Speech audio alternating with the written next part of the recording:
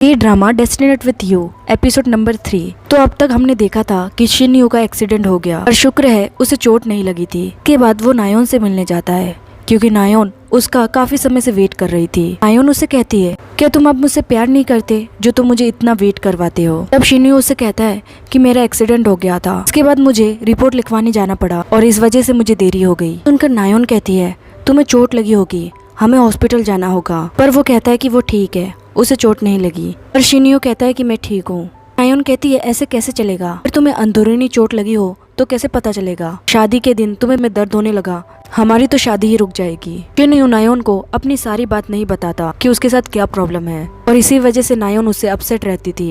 वो गुस्से में यहाँ से जाने लगती है। शिन्यू उसे रोकते हुए कहता है कि हम ब्रेकअप कर रहे हैं। तब नायोन कहती है, तो फिर और क्या करें, तुम क्या करते हो, तुम्हारे साथ क्या प्रॉब्लम है, तुम मुझे कुछ भी नहीं बताते। शिन्यू कहता है, कुछ प्रॉब्लम है जो मुझे अकेले ही सॉल्व करना होगा, क्या तुम मेरे लिए वेट नहीं कर सकती। दूसरी तरफ हम होंगजो को वो विधि करते हुए देखते हैं। विधि के अंतर्गत लिखा हुआ था कि सारा मिश्रण मिलाने के बाद प्यार का मंत्र जिस कागज पे लिखा है उसे जलाकर उस मिक्सर में मिला दे। अब इन पूरे मिक्सर को साफ कपड़ों से छान ले और जब एकदम ये साफ हो जाएगा तो ये पानी में बदल जाएगा। इस पानी को आप जिसे पिलाएंगे वो आपके प्यार का दीवाना हो जाएगा। प्रकार से होंगजो लव पोशन तैयार कर लेती है। अगले दिन होंगजो ऑफिस पहुंचती है और कुछ ही घंटों में मीटिंग शुरू होने वाली थी।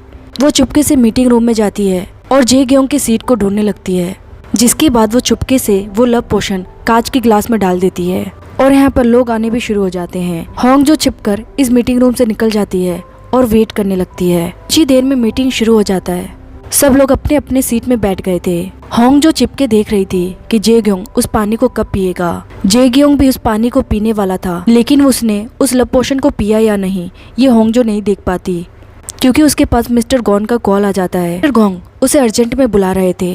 फोन रखने के बाद वो देखती है जे ग्योंग ने वो गिलास रख दिया है, तो क्या उन्होंने लव पोशन को पिया होगा या नहीं। इस बात को छोड़कर होंगजो जल्दी से अपने काम पर लौटती है। मिस्टर गॉन्ग से उसे पता चलता है कि जिस रोड पर उन्होंने अभी अभी फ्लावर्स लगाए थे, किसी कार वाले ने उन सारे फ्लावर्स को खराब कर दिया, तो तुरंत उसे उस जगह पर जाकर वहाँ के माहौल को देखना होगा। होंगजो जल्दी से उस जगह पर पहुँचती है और देखती है कि उसकी सारी मेहनत बर्बाद हो गई। दूसरी तरफ शिन्यू डे ऑफ के लिए रिक्वेस्ट डाल रहा था। पाक डोंग उससे कहता है कि आपने तो अभी ज्वाइन किया था और आते ही आपको छुट्टी चाहिए। तभी वहाँ पर होंगजो भी आती है और कहती है, मुझे आपकी सलाह चाहिए।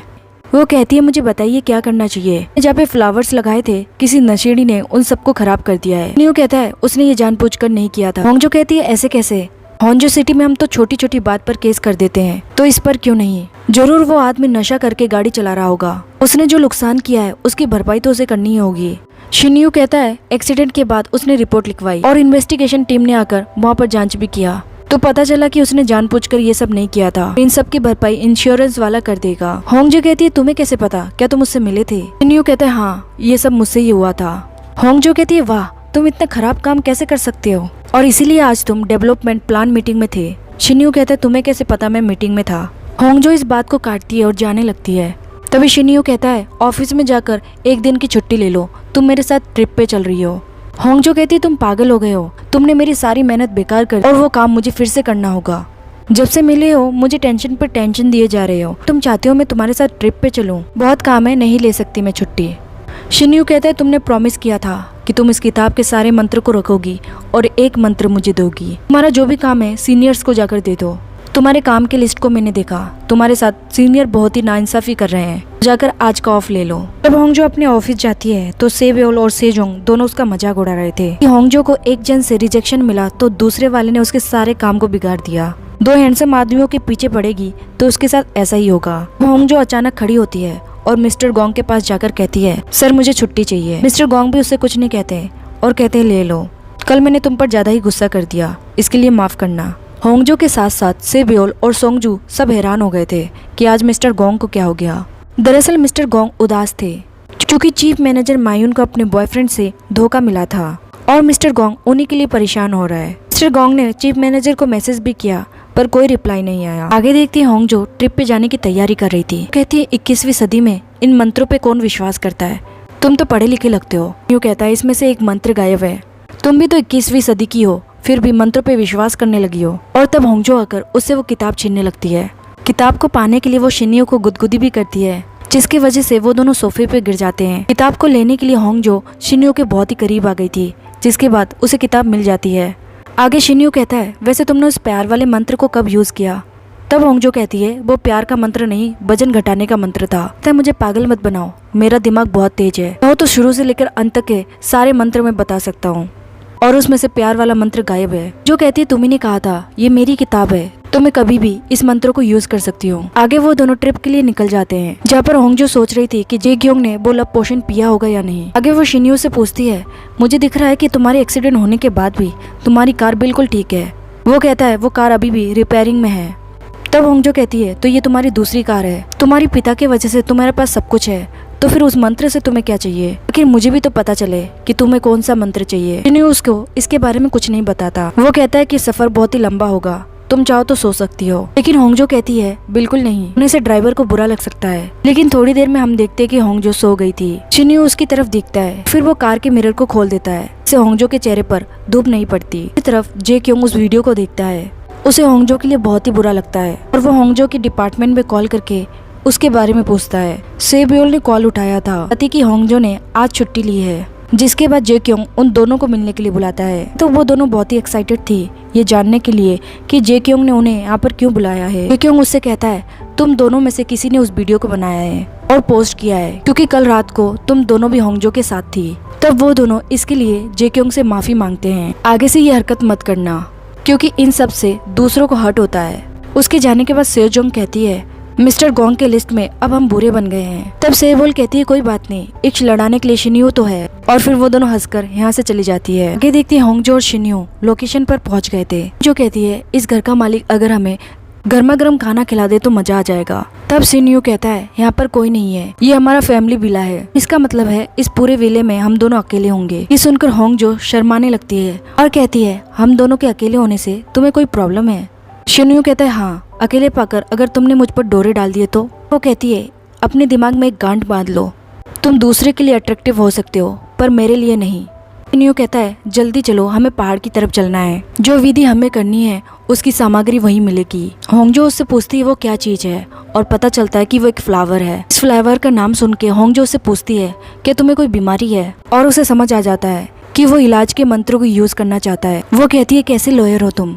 अगर तुम्हें कोई बड़ी बीमारी है तो हमें हॉस्पिटल जाना चाहिए, ऐसे जंगलों में घूमने से तुम ठीक नहीं हो जाओगे। शिन्यो कहता है, इस किताब के मंत्र को जिसने लिखा था वो एक बहुत ही बड़ा तांत्रिक था, राजवंशी के इतिहास में सब कुछ लिखा है, ये सब कुछ सच है। वो कहता है, तो क्या तुम कर्ज पे बिलीव करती हो? होंगजो कहती है, हाँ, कहता है, मुझे एक कर्ज मिला है और मैं इतना मजबूर हूँ कि मुझे तिनके का सहारा भी लेना होगा। तो अब टाइम वेस्ट मत करो और इस फूल को ढूंढने में मदद करो। तुम्हें भी पता है कि इस विधि को मैं अकेला नहीं कर सकता, क्योंकि चुना हुआ शख्स ही इस मंत्र को पढ़ सकता है। आगे चलते चलते होंगजो को वो फूल मिल जाता है, फिर वो उस फूल को तोड़ने लगती है, पर वो फूल तक नहीं पहुँच रही थी। तब शिन्यो आकर टहनी को नीचे करता है और होंगजो उस फूल को तोड़ लेती है। वे देखते हैं कि रात हो चुकी है। विधि के अनुसार होंगजो ने सफेद साफ कपड़े पहन लिए।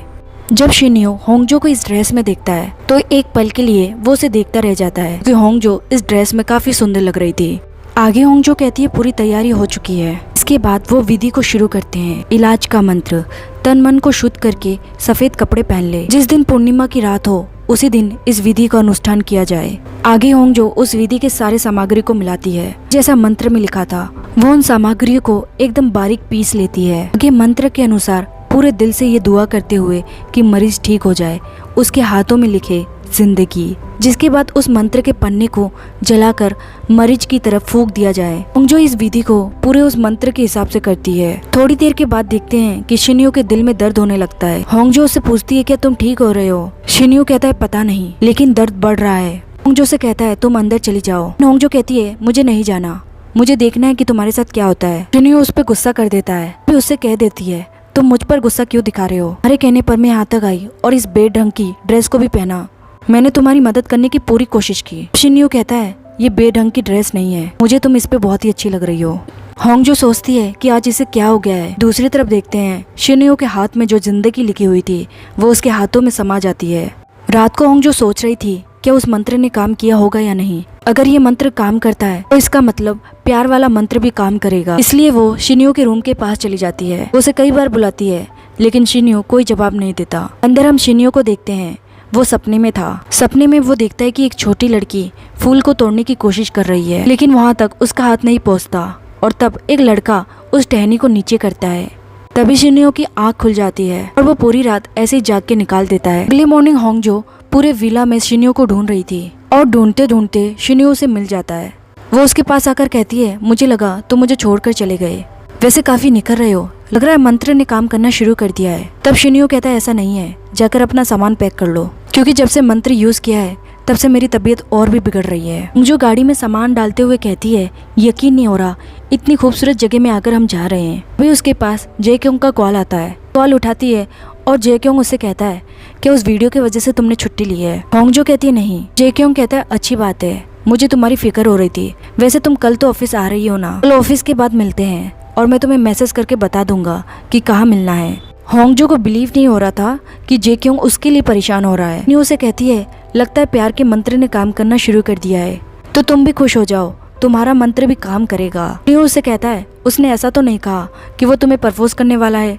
होंगजो कहती है, शायद वो यही करना चाहता है, और फिर वो और भी ज्यादा एक्साइटेड हो जाती है। वो उसके पास दौड़कर आती है और कहती है, तुमने मुझसे प्रॉमिस किया था कि तुम और कोई मंत्र नहीं लोगे, तो अपना प्रॉमिस नहीं तोड़ना। दूसरी तरफ ऑफिस में सेजोंग मिस्टर गोंग से पूछती है, क्या लगता है मिसेस मा ने रिजाइन दे दिया होगा, क्योंकि उनकी तो छुट्टी भी खत्म हो गई, पर फिर भी आज वो काम पर नहीं आई। दूसरी तरफ होंगजो रास्ते पर अपने फोन को बार बार घूरे जा रही थी। शिन्यो उससे कहता है, अगर इतनी बेताबी हो रही है तो तुम कॉल क्यों नहीं कर लेती। कहती है, मैं ऐसा नहीं कर सकती, ये तुम एक तरफ का वेरिफिकेशन मान लो, जब आगे से मैसेज आएगा तभी पता चलेगा कि प्यार का मंत्र काम कर रहा है, और अगर मेरा मंत्र काम करेगा तो इसका मतलब तुम्हारा मंत्र भी काम करेगा। और तभी जेक्योंग का मैसेज आ जाता है। शिन्यो उससे पूछता है क्या लिखा है उसने, लेकिन होंगजो उसे नहीं बताती और कहती ये सीक्रेट है। होंगजो गाड़ी से अपना सामान निकालने लगती है और शिन्यो देखता है कि उसने वो ड्रेस नहीं ली। तब वो उसे कहता है, तुम्हारी ये ड्रेस कौन लेगा। होंगजो कहती है, ये बेढंग की ड्रेस मुझे नहीं चाहिए, और वैसे भी ये बहुत महंगी है, तो तुम ही रख लो। आगे वो कहता है, तुम्हारी ड्रेस है तो मैं तो पहन नहीं सकता, तो इसे लो और नहीं पहनना तो कहीं बेच देना। जिसके बाद वो यहाँ से चला जाता है। अगले दिन होंगजो जब ऑफिस पहुँचती है तो उसे याद आता है कि उसका थम्बलर खो गया है।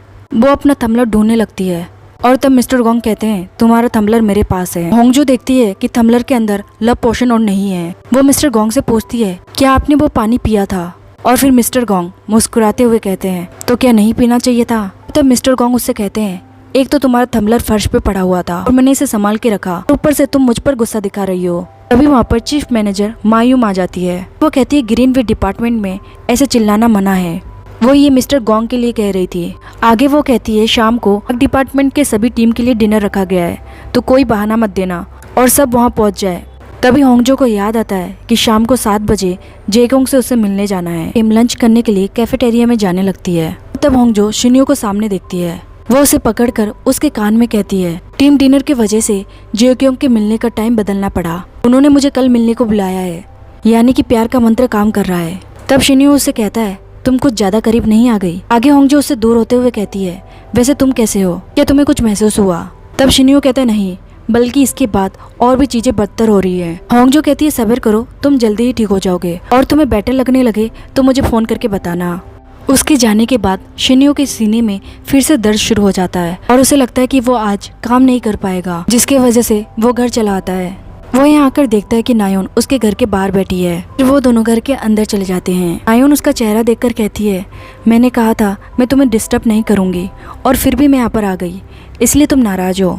और तब शिन्यो उसके हाथ पर हाथ रखकर कहता है, इसे अब यहाँ पर खत्म करते हैं। नायोन उसे कहती है, तो अच्छा, अब डेटिंग खत्म करके शादी की तरफ बढ़ना है। फिर वो अपना हाथ हटा लेती है। कहती है, क्या ब्रेकअप करने का तुम मुझे कोई रीजन भी नहीं दोगे। पूरे 2 साल में तुमने मुझसे कभी भी खुलकर बात नहीं की। तुम मुझे बताओगे तभी तो मुझे पता चलेगा क्या वजह हो सकती है। क्या तुम्हें कोई और मिल गई, या फिर तुम्हारा शादी करने का मन ही नहीं है। शिन्यो कहता है, तुम्हारे लिए कौन सा रीजन सही होगा। आगे वो कहती है, तुम मेरे साथ ऐसा कैसे कर सकते हो, मतलब तुम मुझे कोई भी वजह दे सकते हो। उसके बाद वो कहती है, मुझे अब यहाँ से जाना होगा। शिन्यो कहता है, चलो मैं तुम्हें छोड़ देता हूँ। फिर नायोन कहती है, मैं खुद चली जाऊंगी। ब्रेकअप करने के बाद घर छोड़ना चाहते हो, ऐसी बातों से दिल दुखता है। दूसरी तरफ होंगजो के साथ आज कुछ ज्यादा ही अच्छा हो रहा था। होंगजो जब मिस्टर गोंग से कहती है, सर मैं आज शाम को नहीं आ पाऊंगी क्योंकि मुझे कोई जरूरी काम है, तब मिस्टर गोंग उस पर गुस्सा भी नहीं करते और मुस्कुराकर उससे बात करते हैं। सेवियोल और सोयोजोंग ये देखकर हैरान थे और होंगजो को भी समझ नहीं आ रहा था कि मिस्टर गोंग ऐसा बिहेव क्यों कर रहे हैं। जिसके बाद वो पार्क में आकर शिनियो को कॉल करती है। शिनियो ने उसका नंबर सिविल सर्वेंट हॉन्टेस हाउस के नाम पर सेव किया था। होंगजो उससे कहती है क्या वो मंत्र काम कर रहा है, मुझे तुम्हारी चिंता हो रही थी इसलिए कॉल कर लिया। तब शिनियो कहता है नाटक मत करो, मुझे पता है कि तुम ये जानना चाहती हो वहाँ जाकर तुम उससे क्या बात करोगी। वो कहता है जब तुम उससे मिलोगी तो अपने गालों को लाल मत होने देना और जोश में आकर होश मत खो देना, बार बार अपने बालों को पीछे मत करना, इन सब हरकतों से तुम बचकानी लगती हो। और ये कहकर वो कॉल कट कर देता है। आगे देखते हैं शिनियो होंगजो के बारे में सोच रहा था। वो सोचता है कि जेक्योंग ने उसे मिलने के लिए कहाँ बुलाया होगा। तब वो लॉयर पाक डोंग से इसके बारे में पूछता है कि अगर जेक्योंग किसी से मिलना चाहेंगे तो वो कहाँ जाएंगे। पाक डोंग इसके बारे में शिन्यू को बता देते हैं। रात होने पर होंगजो उस जगह पर पहुंच जाती है जहाँ पर जेक्योंग ने उसे बुलाया था। वो बाहर से जेक्योंग को देखती है कि वो पहले से ही उसका वेट कर रहा है। वो खुशी के मारे फिर से लाल हो जाती है और सच में वो फिर से बचकानी हरकत करने लगती है। वो जैसे तैसे उसके सामने जाती है और कहती है मुझे आने में देरी तो नहीं हो गई। जेक्योंग उससे कहता है नहीं, तुम्हें देखकर अच्छा लगा। वही बार हम शिन्यू को देखते हैं। भी बेताबी हो रही थी ये जानने के लिए कि जेक्योंग उससे क्या कहेगा। वो बाहर से उन्हें समझने की कोशिश कर रहा था कि उन दोनों में क्या बातें चल रही होगी। तभी वो अंदर जाने की सोचता है लेकिन फिर वो वहीं रुक जाता है। वो सोचता है कि आखिर मुझे क्या हो गया है, एक अनजान लड़की की तरफ मैं इतना खींचा क्यों जा रहा हूँ। कई दिनों से मैं उसकी केयर करने लगा हूँ, वो भी बिना बात के। ऐसा तो उसने होंगजे के लिए पहले महसूस नहीं किया। और फिर वो जल्दी से ऑफिस पहुंचता है। वो स्टाफ से उस दिन की मीटिंग के फुटेज दिखाने को कहता है। वो फुटेज में देखता है कि होंगजो ने जेक्योंग के गिलास में वो लव पोशन डाला था। होंगजो ने पानी पीने के लिए गिलास उठाया जरूर था लेकिन बीच मीटिंग में उसे गिलास को रखना पड़ा, जिसके बाद गलती से शिन्यू ने उस पानी को पी लिया। ये सब देखकर शिन्यू को समझ आ रहा है कि उसके साथ क्या हो रहा है। आगे देखते कि शिन्यू होंगजो के घर के पास था। जो भी पीछे से आ गई वो उससे पूछती है तुम यहाँ पर क्या कर रहे हो। वो कहता है मुझे जानना था कि जेक्योंग ने तुमसे क्या कहा। वो कहती है ये तो मैं नहीं बताऊंगी क्योंकि ये बात हम दोनों के बीच की है। शिन्यू कहता है इसका मतलब जरूर कुछ गड़बड़ हुई है। वो कहता है लगता है प्यार के मंत्र ने काम नहीं किया। जो कहती है बिल्कुल नहीं, सब कुछ ठीक रहा। तुम्हें ऐसा क्यों लगता है कि मैं फिर से रिजेक्ट हो जाऊंगी। शिन्यू कहता है ऐसा नहीं है, ये सच है कि जेक्योंग तुम्हें पसंद करता है लेकिन साथ में मैं भी तुम्हें पसंद करता हूँ। सुनकर होंगजो उसे देखती रह जाती है। वो सोच रही थी ये पागल क्या बकवास कर रहा है और यहीं पर ये एपिसोड एंड होती है।